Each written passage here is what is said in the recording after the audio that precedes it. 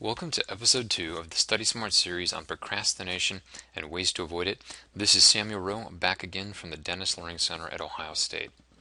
Now in this episode, we're going to review a few fascinating elements of the mind that may change how we look at procrastination and help us to approach the issue in generally more accurately. Now, first thing I want everybody to do is look at this quote and think to yourself, what is my opinion of this statement? Do I agree or disagree?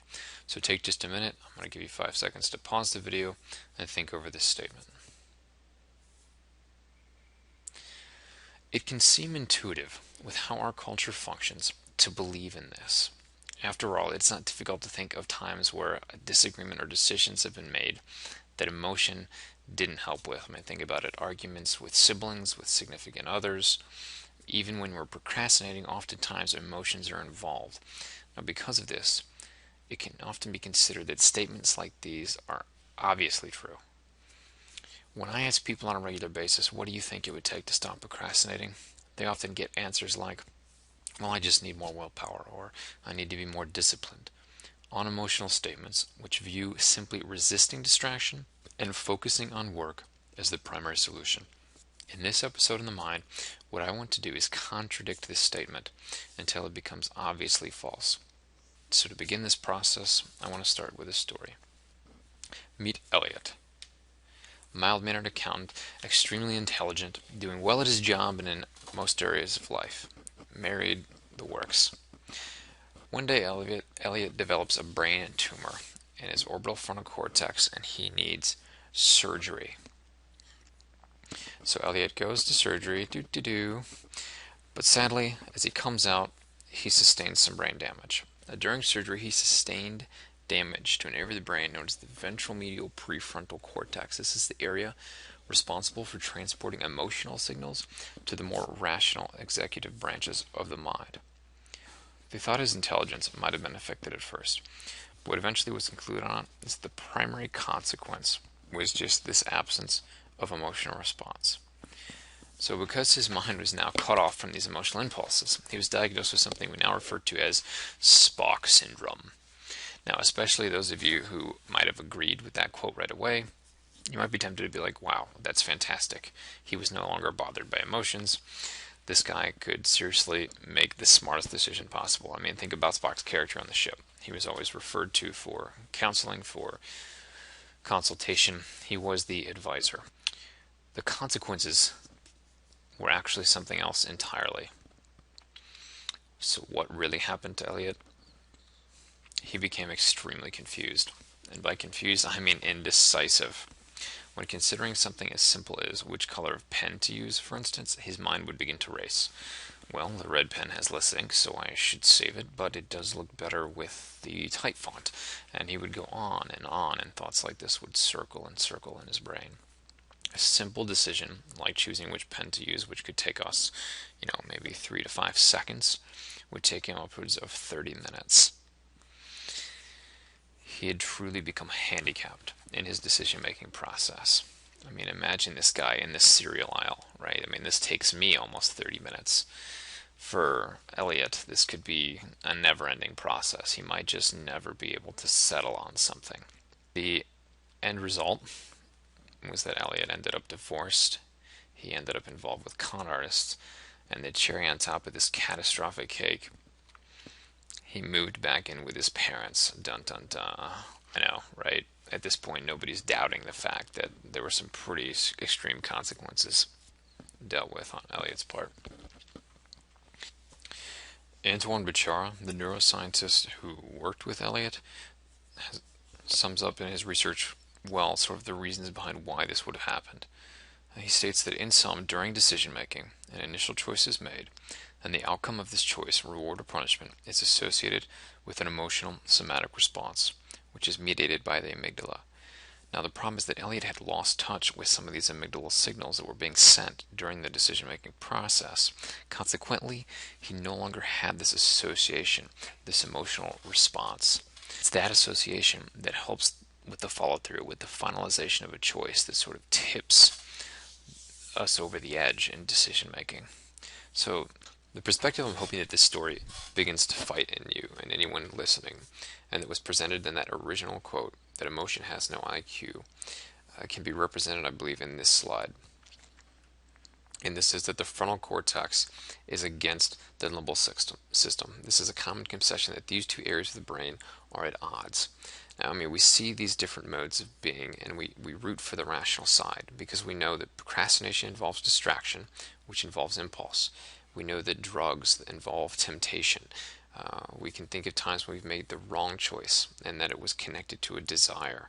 And so a lot of this emotional part of the brain, I think it's a bad rap. And we often see these modes as being so at odds. In fact, it's almost as if one is Ohio State and the other is Michigan.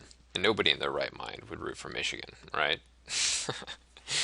Now, what I hope we take from the Elliott story and the truth that all decisions are necessarily affected by these emotional centers in our limbic system is that this isn't about Ohio State versus Michigan at all. In fact, there's not two separate teams here. This is one and the same. This is team brain, right? Constantly communicating back and forth and working together to form decisions. Attempting to eradicate the emotional systems from our decision to work on school is like playing with half the team. We can do better than that. We can play smarter. Ideally, we can start to see these opposing forces more like, say, Will Ferrell and Mark Wahlberg, or like Holmes and Watson.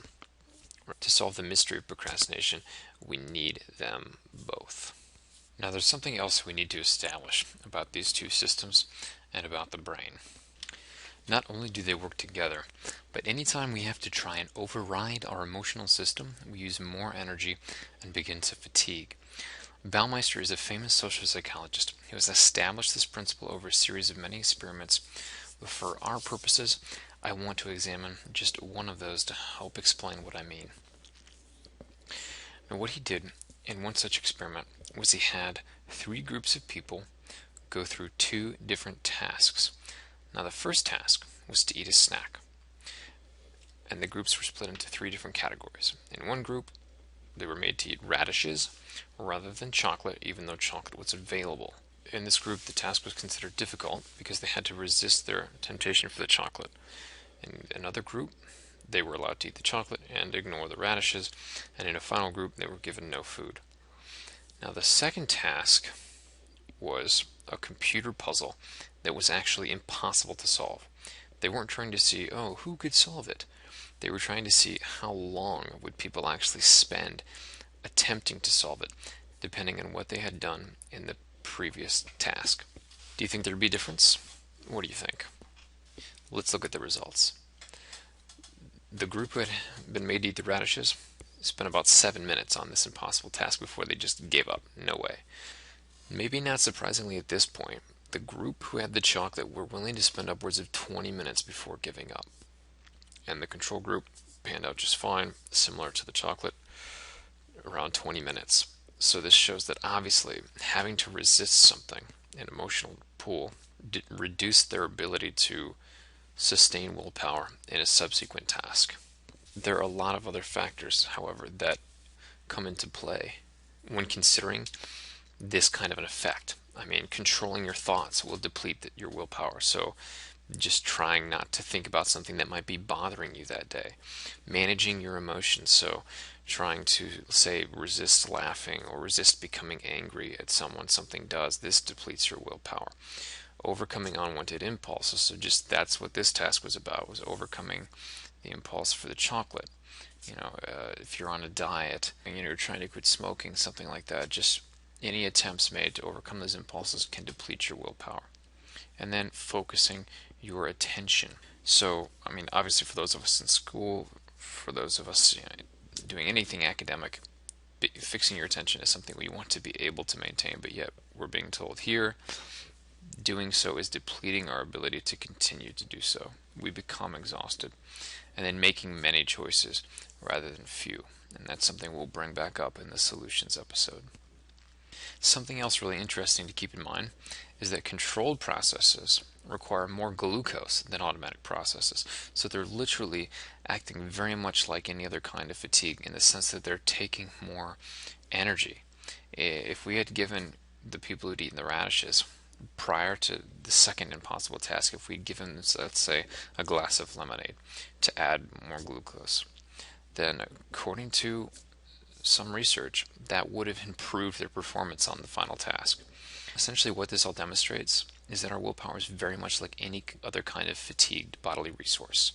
We can sum this up well by saying that the exertion of self-control appears to depend on a limited resource, and that just as a muscle gets tired from exertion, acts of self-control will cause short-term impairments.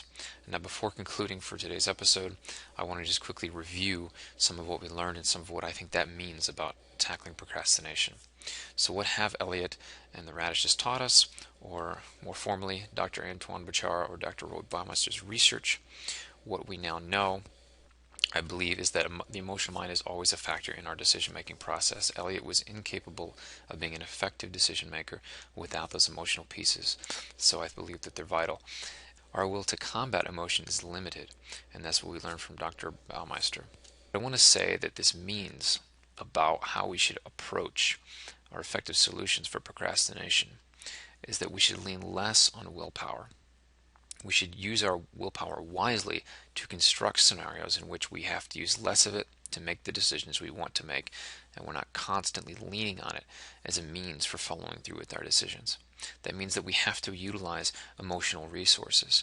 We have to be willing to tap into those areas of our brain that we might have previously seen as the enemy and actually construct incentives and things around our work that use those resources. And then we have to recharge, and we have to have a more balanced life. If we don't have rest, our willpower is more limited. If we don't have food or enough glucose in our bloodstream, our willpower is limited. So all effective solutions will, I believe, take into account these 3 points. In our final episode on solutions, we'll go ahead and we'll analyze some solutions that do just that. But for now, I want to go ahead and conclude episode 2 of our Study Smart series on procrastination and ways to avoid it. This has been Samuel Rowe with the Dennis Learning Center at Ohio State. Join in our next episode where we'll explore a few biases that affect judgment and planning and explore what those mean about the causes of procrastination and how to avoid it. As always, thank you for watching, and I hope this has been helpful.